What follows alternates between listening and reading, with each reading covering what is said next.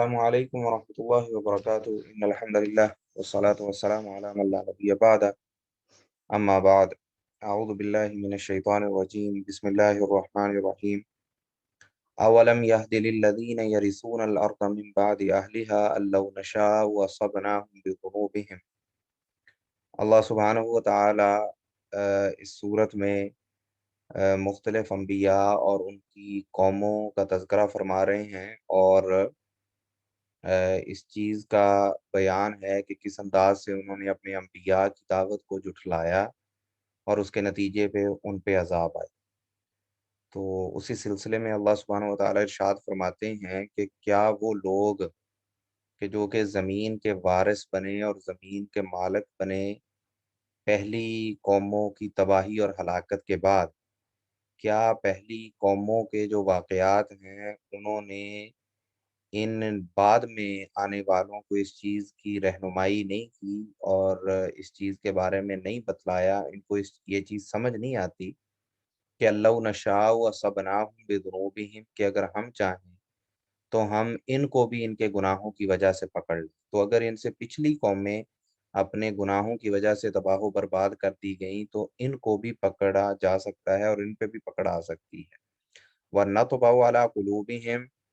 اور ایک تو ان کے گناہوں کی وجہ سے ان پہ پکڑ آ سکتی ہے، دوسرا یہ کہ ان کے گناہوں کی وجہ سے ان کے دلوں پہ مہر لگ سکتی ہے۔ فَهُمْ لَا يَسْمَعُونَ، اور جب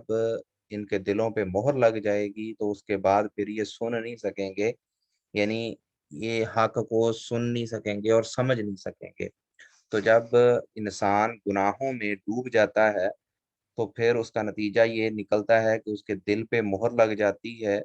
اور پھر اس مہر کے سبب اس کو اللہ سبحانہ و تعالیٰ پھر ہدایت کی توفیق نہیں دیتے۔ تِلْکَ الْقُرَىٰ نَقُصُّ عَلَيْکَ مِنْ أَنْبَائِهَا، اے محمد رسول اللہ صلی اللہ علیہ وسلم، یہ جو بستیاں ہیں ان کے قصے جو ہیں اور جو ان کے واقعات ہیں اس میں سے کچھ جو قصے ہیں وہ ہم آپ پہ بیان کرتے ہیں۔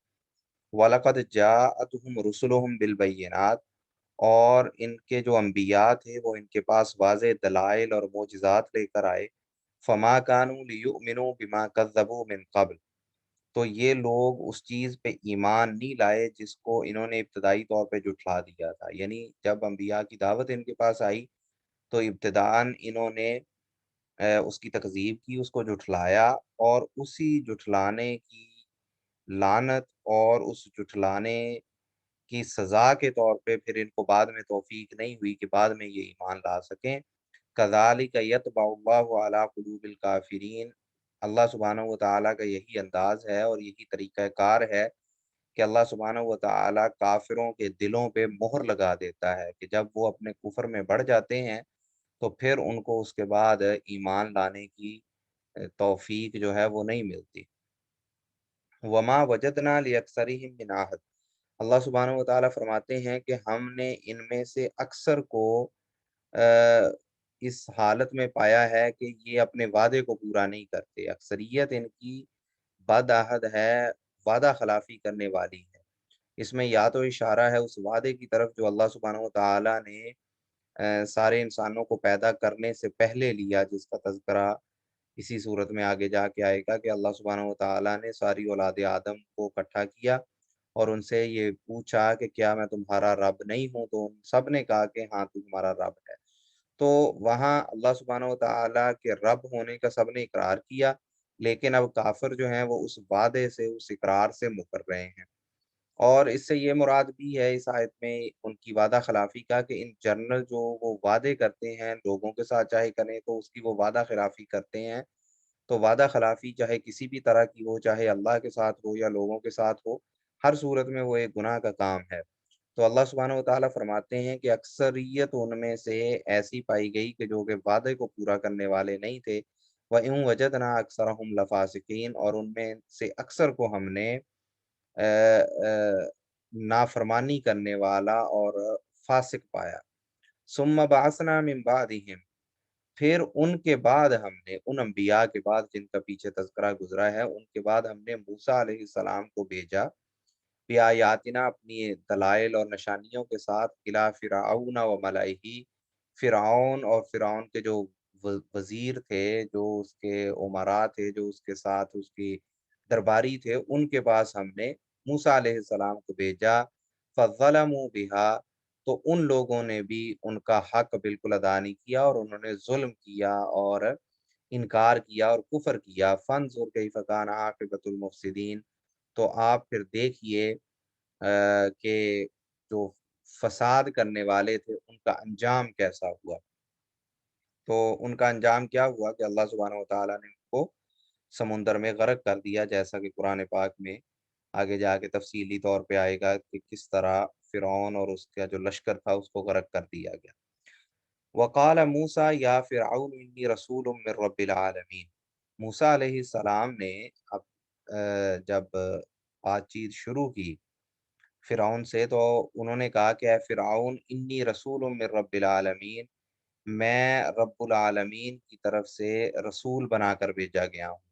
حقیق علی اللہ اقول علی اللہ الا الحق، تو چونکہ میں ایک رسول ہوں تو میرے لائق یہی بنتا ہے کہ میں کوئی ایسی بات نہ کروں اللہ کے بارے میں جو حق اور سچ نہ ہو، میں اللہ کے بارے میں صرف حق بیان کروں۔ یہ اس چیز کا تقاضا ہے کہ اللہ نے مجھے رسول بنا کے بھیجا ہے۔ قد جئتکم ببینۃ من ربکم، میں تمہارے پاس اپنے رب کی طرف، تمہارے رب کی طرف سے بڑی دلیل لے کر آیا ہوں، معجزات لے کر آیا ہوں۔ فَأَرْسِلْ مَعِیَ بنی اسرائیل، تو تم ایسا کرو کہ جو بنی اسرائیل ہے اس کو آزاد کر دو اور اس کو میرے ساتھ روانہ کر دو، میرے ساتھ بھیج دو۔ تو پہلے موسیٰ علیہ السلام نے فرعون کو توحید کی دعوت دی، اسلام کی طرف بلایا، لیکن جب اس نے ایمان لانے سے انکار کر دیا، توحید کو ماننے سے انکار کر دیا، تو اس کے بعد یہ پھر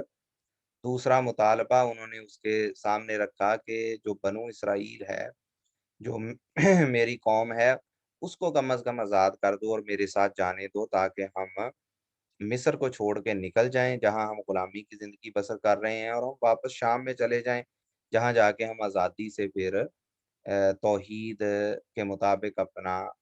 جو ہے وہ زندگی گزار سکتے ہیں اور اسلامی طریقے سے ہم رہ سکتے ہیں۔ تو یہ جو بنی اسرائیل ہے، اصل میں ان کا جو علاقہ تھا وہ یہی شام کا علاقہ تھا، وہاں سے یہ یوسف علیہ السلام کے دور میں یہ مصر میں جو ہے وہ منتقل ہوئے۔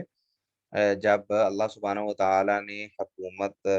جو ہے وہ یوسف علیہ السلام کو دی اور ان کا غلبہ ہوا مصر میں، تو انہوں نے اپنی پوری فیملی کو وہاں پہ بلا لیا اور وہاں پہ ایک شہر انہوں نے وہاں پہ آباد کر لیا۔ لیکن اس کے بعد پھر بعد میں آنے والی حکومتی ادوار میں جو یہ فیملی تھی انبیاء کی اور یہ بنی اسرائیل تھی، ان کو بعد میں آنے والے جو فرعون تھے انہوں نے ان کو غلام بنا لیا اور ان کے ساتھ بڑے مظالم ہوتے رہے اور ان سے جو ہے وہ اپنی غلامی اور مزدوری بھی کرواتے رہے اور ان پہ بڑے بڑے ظلم بھی کیے، جن میں سے ایک بڑا ظلم یہ تھا کہ جب فرعون کو یہ پتہ چلا، اس کو یہ بتایا نجومیوں نے کہ بھئی اس قوم میں ایک بچہ پیدا ہوگا جو تمہاری تباہی اور بربادی کا باعث بنے گا، تو اس نے ان کے جو بچے ہیں وہ قتل کروانے شروع کر دیے کہ جو بھی لڑکا پیدا ہو بنو اسرائیل میں اس کو قتل کر دیا جائے۔ پھر بھی اللہ سبحانہ و تعالیٰ نے موسیٰ علیہ السلام کو بچایا، جس کا تفصیلی واقعہ آگے آئے گا قرآن پاک میں۔ تو موسیٰ علیہ السلام نے اس سے کہا کہ میری قوم کو یہاں پہ غلام بنا کے رکھا گیا ہے، ان کے ساتھ بڑے مظالم ہو رہے ہیں، تو اس کو چھوڑ دو تم اور اس کو میری قوم کو میرے ساتھ جانے دو۔ قال ان کنت جئت بآیۃ فأت بها ان کنت من الصادقین، فرعون نے کہا کہ اگر تمہارے پاس کوئی معجزہ ہے، تم کہتے ہو کہ میں معجزہ لے کر آیا ہوں، تو اس کو پیش کرو ادھر، ان کنت من الصادقین، اگر تم سچے ہو۔ فالقا عصاہ، تو موسیٰ علیہ السلام نے اپنی لاٹھی کو پھینکا، فیضا ہی ثعبان مبین، تو جیسے ہی اس لاٹھی کو پھینکا تو وہ ایک بڑا جو ہے نا وہ اژدہا بن گئی، واضح طور پہ وہ ایک اژدہا اور ایک بہت بڑا سانپ نظر آ رہا تھا۔ وَنَزَعَ يَدَهُ، اور پھر موسیٰ علیہ السلام نے دوسرا معجزہ یہ دکھایا کہ انہوں نے اپنی ہاتھ جو ہے وہ اپنی بغل میں ڈال کے سائڈ پہ ڈال کے قمیض کے اندر، تو اس کو باہر نکالا، فَإِذَا هِيَ بَيْضَاءُ لِلنَّاظِرِينَ، تو وہ جو ہاتھ تھا ان کا وہ بالکل سفید نظر آ رہا تھا دیکھنے والوں کو، کہ چمک رہا تھا جیسے دودھ کا کلر ہوتا ہے نا، وائٹ سفید، اس طرح وہ ہاتھ ہو گیا۔ قال الملأ من قوم فرعون ان هذا لساحر علیم۔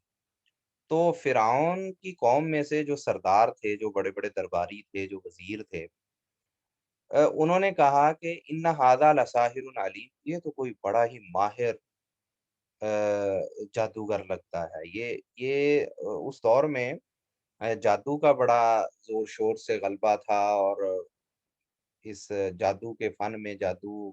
سیکھنے سکھانے والے، ان کا بڑا زور تھا۔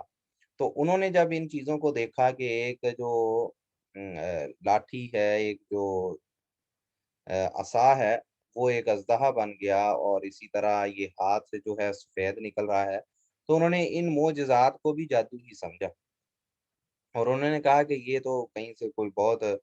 بڑا جادو کا ماہر بن کے آیا ہے۔ یرید ان یخرجکم من ارضکم بسحرہ۔ تو انہوں نے فرعون کو کہا کہ تو یرید ان یخرجکم من ارضکم، تو فرعون نے ان سے کہا کہ بھی لگتا یہ ہے کہ ان کا ارادہ یہ ہے کہ یہ تمہیں تمہاری زمین سے نکال دیں۔ اور دوسری جگہ پہ قرآن پاک میں اس سے ملتی جلتی جو آیت آئی ہے، اس میں یہ الفاظ اللہ سبحانہ وتعالیٰ نے بیان کیا بسحری، کہ اپنے جادو کے زور پہ یہ تمہیں یہاں سے نکالنا چاہتے ہیں، یعنی یہ چاہتے ہیں کہ تمہیں یہاں سے دربدر کر دیں اور خود قبضہ کر کے بیٹھ جائیں مصر کی حکومت پہ۔ تو فماذا تأمرون، تو تم لوگ مجھے کیا مشورہ دیتے ہو؟ اب درباریوں سے مشورہ کرنا فرعون نے شروع کر دیا کہ یہ جو اتنا بڑا جادو لے کر آیا ہے موسیٰ علیہ السلام، ان کے معجزات کو جادو قرار دے دیا، تو اس کا کیسے توڑ کیا جائے؟ قالوا ارجہ واخاہ، تو اس کے جو درباری تھے انہوں نے مشورہ یہ دیا کہ آپ ایسا کریں کہ موسیٰ علیہ السلام اور ان کے بھائی، ان دونوں کو آپ ذرا مہلت دیں، وَأَرْسِلْ فِي الْمَدَائِنِ حاشرین، اور جتنے بھی شہر ہیں مصر کے، ان میں ہر کاروں کو بھیج دیں، اعلان کرنے والوں کو بھیج دیں، اکٹھا کر کے لانے والوں کو بھیج دیں، یاتو کا بکل ساحر علیم، اور ان کی یہ ذمہ داری لگائیں کہ وہ ہر ماہر جادوگر جو ہے وہ اس کو ادھر مصر کے دربار میں لے کر آئیں، کہ مصر کے سارے شہروں میں جائیں اور وہاں سے جہاں جہاں سے کوئی ماہر جادوگر بیٹھے ہوئے ہیں سب کو لے کر آئیں، تاکہ وہ جادوگر آ کے موسیٰ علیہ السلام کا مقابلہ کریں۔ وجاء السحرۃ فرعون، تو جو سارے جادوگر ہیں وہ فرعون کے پاس آ گئے۔ قالوا ان لنا لاجرا، اب وہ جو جادوگر تھے وہ دنیا دار تھے، وہ دنیا کی مال و دولت کے لیے کام کرنے والے لالچی لوگ تھے، تو انہوں نے آتے ہی بات یہ کی کہ کیا ہمیں ان کننا نحن الغالبین، اگر ہم غالب آ گئے، اگر ہم نے شکست دے دی موسیٰ کو، تو ہمیں کتنا اجر اور کتنا صلہ ملے گا، ہمارا انعام و اکرام کتنا بڑا ہوگا۔ تو انہوں نے جب دیکھا کہ فرعون کو ہماری ضرورت پڑ گئی ہے اور اس طرح ہو گیا، تو انہوں نے موقع سے فائدہ اٹھانا چاہا اور کہا کہ ہمیں کس انداز سے نوازا جائے گا۔ قال نعم، تو فرعون نے کہا کہ ہاں، وَإِنَّكُمْ لَمِنَ الْمُقَرَّبِينَ، تم میرے مقرب بن جاؤ گے، قریبی بن جاؤ گے، یعنی صرف تمہیں یہی نہیں کہ تمہیں بڑا انعام و اکرام ملے گا اور بڑا صلہ ملے گا، بلکہ تمہیں عہدے دیے جائیں گے اور تم حکومتی ان حکومتی افراد میں شامل ہو جاؤ گے کہ جو میرے بڑے قریبی ہیں۔ قال موسیٰ، قالوا یا موسیٰ، تو انہوں نے موسیٰ علیہ السلام کو مخاطب کر کے جادوگروں نے کہا، اما ان تلقی و اما ان نکون نحن الملقین، کہ آپ پہلے ڈالنا چاہیں گے، آپ اپنا وار پہلے کرنا چاہیں گے، یا جو آپ نے جادو دکھانا ہے نعوذ باللہ وہ آپ پہلے دکھانا چاہیں گے، یا ہم جو ہے وہ جو چیز ڈالنی ہے یا جو ہم نے اسپیل کرنا ہے وہ ہم پہلے کریں؟ تو یہ ان کے اوور کانفیڈنس کی نشانی ہے کہ وہ موسیٰ علیہ السلام کو کہہ رہے ہیں کہ ہمیں اس سے کوئی نہیں فرق پڑتا کہ آپ پہلے کر لیں یا ہم پہلے کریں، تو آپ کی مرضی ہے، آپ جیسے کرنا چاہیں۔ قال القوا، تو موسیٰ علیہ السلام نے کہا کہ نہیں، تم لوگ پہلے کرو، تاکہ لوگوں کو یہ پتا چل جائے کہ یہ سارا اپنا جتنا زور لگانا ہے جادوگر لگا لیں، اور جب معجزات کی شکل میں اس جادو کا توڑ ہوگا تو اس سے زیادہ جو ہے وہ اچھا اثر پڑے گا لوگوں پہ۔ فلما القوا، جب انہوں نے ڈالا، کیا ڈالا؟ انہوں نے اپنی سوٹیاں رسیاں ساری پھینکی، سارے جادوگروں نے، سحروا اعین الناس، تو انہوں نے لوگوں کی آنکھوں پہ جادو کر دیا، لوگوں کی نظر بندی کر دی، وَاسْتَرْهَبُوهُمْ، اور انہوں نے لوگوں کو ڈرا دیا، وَجَاءُوا بِسِحْرٍ عَظِيمٍ، اور وہ ایک بہت بڑا جادو لے کر آئے، کہ انہوں نے بہت بڑا جادو کیا کہ جتنے وہاں پہ لوگ موجود تھے ساروں کی آنکھوں پہ جادو کر دیا، تو وہ جو لکڑیاں تھی یا رسیاں تھیں وہ ساروں کو ایسے لگیں کہ جیسے یہ سانپ چل پھر رہے ہیں۔ اصل میں وہ سانپ تو نہیں تھے لیکن وہ آنکھوں پہ جادو کر دیا۔ تو یہ جادو کی ایک قسم ہے کہ آنکھ پہ جادو کر دیا جاتا ہے کہ بندے کو الوژن ہونا شروع ہو جاتی ہے کہ جو چیز موجود نہیں ہے وہ چیز انسان کو نظر آنی شروع ہو جائے، تو آنکھوں پہ انہوں نے لوگوں کی جادو کر دیا۔ وَأَوْحَيْنَا إِلَىٰ مُوسَىٰ، جب یہ معاملہ ہوا تو اللہ سبحانہ وتعالیٰ فرماتے ہیں کہ ہم نے موسیٰ علیہ السلام کو یہ وحی کی ان القِ عصاک کہ آپ اپنی لاٹھی کو ڈالیں۔ فَإِذَا هِيَ تَلْقَفُ مَا يَأْفِكُونَ، جب موسیٰ علیہ السلام نے اپنی لاٹھی کو ڈال لی تو وہ جیسے پہلے ایک بڑا اژدہا بن گئی تھی اسی طرح وہ ایک بڑا اژدہا بنی، اور جو کچھ انہوں نے ادھر سارا ڈرامہ رچایا تھا اور وہ لوگوں کی آنکھوں پہ جادو کر کے وہ جو سانپ نظر آ رہے تھے، جو ان کا پورا کھیل تھا، اس سارے کو اس بڑے اژدہے نے نگلنا شروع کر دیا۔ تو وہ جو جتنی وہ رسیاں اور جو سوٹیاں تھیں اور جو نظر آ رہے تھے سانپ بھاگتے پھرتے، وہ جو موسیٰ علیہ السلام کی لاٹھی جب اژدہا بنی تو اس اژدہے نے ان ساروں کو کھانا شروع کر دیا اور ساروں کو کھا۔ فَوَقَعَ الْحَقُّ وَبَطَلَ مَا كَانُوا يَعْمَلُونَ، جب یہ معاملہ ہوا تو حق ظاہر ہو گیا، وَبَطَلَ مَا كَانُوا يَعْمَلُونَ، اور جو کچھ انہوں نے بنایا تھا، جو انہوں نے آنکھوں پہ جادو کیا تھا، وہ سارے کا سارا جو ہے وہ جاتا رہا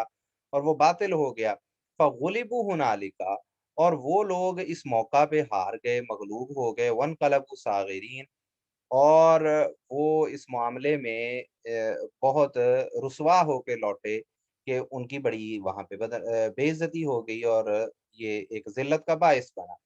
جب جادوگروں نے اس چیز کو دیکھا کہ انہوں نے جو اپنی طرف سے جادو کیا تھا اور اس کے مقابلے میں انہوں نے دیکھا کہ ہم نے تو آنکھوں پہ جادو کیا تھا لیکن یہ ایک لاٹھی ہے جو حقیقتاً اژدہا بن رہی ہے اور ان رسیوں کو اور ان لاٹھیوں کو کھائے جا رہی ہے، تو وہ سمجھ گئے کہ یہ جادو نہیں ہے بلکہ یہ معجزہ ہے، اور ان پہ یہ حقیقت آشکار ہو گئی کہ یہ اصل میں اللہ کا نبی ہے اور یہ اس کے پاس معجزات ہیں جن کا اظہار ہو رہا ہے۔ تو جب انہوں نے یہ چیز دیکھی تو وہ پھر ایمان لے آئے۔ وَأُلْقِيَ السَّحَرَةُ ساجدین، تو وہ جو جادوگر تھے وہ سارے سجدے میں گر گئے۔ قالوا آمنا برب العالمین، تو انہوں نے کہا کہ ہم رب العالمین جو جہانوں کو پالنے والا ہے اس پہ ہم ایمان لاتے ہیں، رب موسیٰ و ہارون، جو کہ موسیٰ اور ہارون علیہ السلام کا رب ہے۔ تو انہوں نے واضح کر دیا کہ فرعون جو اپنے زوم میں اپنے آپ کو انا ربکم الاعلیٰ کہتا تھا کہ بھی میں سب سے بڑا رب ہوں، تو کہیں اس کو مغالطہ نہ ہو کہ یہ سجدہ کوئی فرعون کے لیے ہے یا فرعون کو وہ رب العالمین کہہ رہے ہیں، تو انہوں نے واضح کیا کہ رب موسیٰ و ہارون، کہ موسیٰ اور ہارون علیہ السلام کا جو رب ہے اس پہ ہم ایمان لاتے ہیں۔ جب انہوں نے یہ کہا تو فرعون کو تو بہت غصہ چڑھ گیا۔ قال فرعون آمنتم به قبل ان آذن لکم، تو فرعون نے کہا کہ کیا تم اس پہ موسیٰ پہ ایمان لا رہے ہو اس سے پہلے کہ میں تمہیں اس کی اجازت دوں؟ میرے دربار میں میری اجازت کے بغیر میرے دشمن پہ تم ایمان لا رہے ہو؟ ان ھذا لمکر مکرتموہ فی المدینۃ لتخرجوا منہا اہلہا، تو فرعون نے کہا کہ بضرور یہ ایک سازش ہے جو کہ تم یہ سازش کر رہے ہو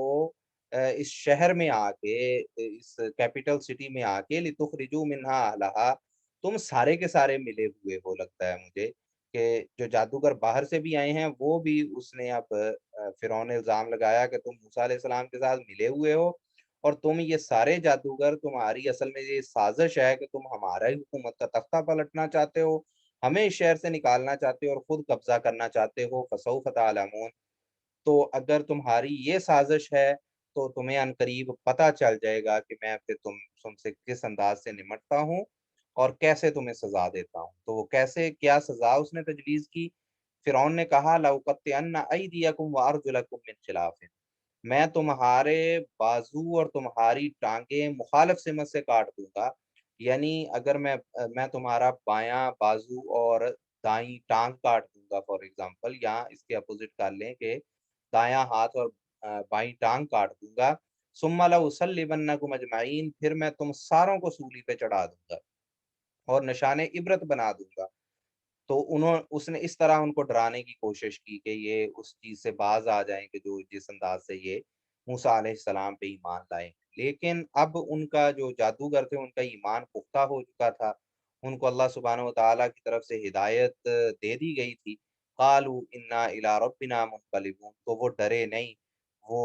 حق پہ ثابت قدم رہے اور انہوں نے کہا کہ ہم اپنے مالک کے پاس، اپنے رب کے پاس لوٹ کے جانے والے ہیں۔ تو بجائے اس کے کہ ہم کفر کی موت مریں، اس سے اچھا یہ ہے کہ ابھی اگر تم ہمیں سولی پہ چڑھا دو تو کم از کم ہم ایمان کی موت مریں گے۔ وما تنقم منا الا ان آمنا بآیات ربنا لما جاءتنا،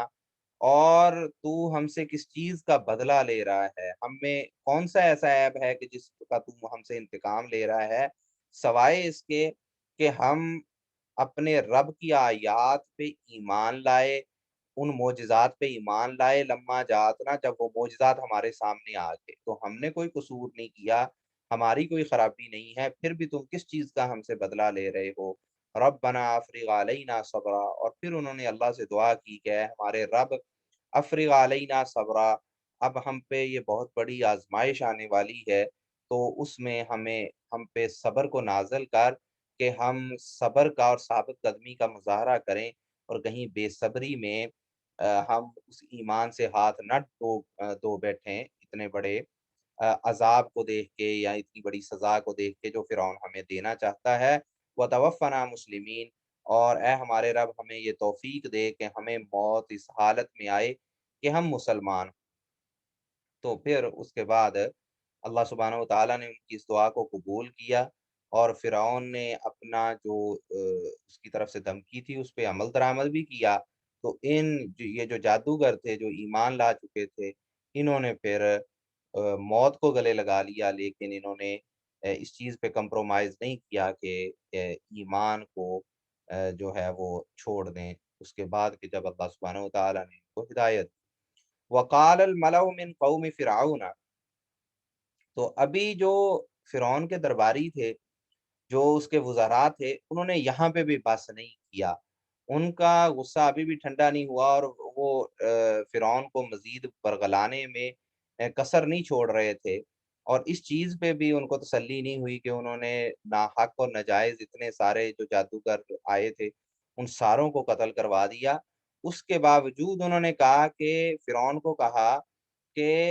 اتذر موسیٰ و قومہ لیفسدوا فی الارض ویذرک وآلہتک، کہ کیا تم موسیٰ علیہ السلام اور ان کی قوم کو ایسے ہی چھوڑ دو گے کہ وہ کھلے عام زمین میں فساد کرتے پھریں، اور وہ تجھے اور تیرے جو الہ ہیں، جو بت ہیں جن کی پوجا کی جاتی ہے مصر میں، ان کو ساروں کو چھوڑ دیں، ان کی عبادت نہ کریں، اور تم اس پہ کیا خاموشی اختیار کرو گے، ان کو اسی حالت میں چھوڑ دو گے؟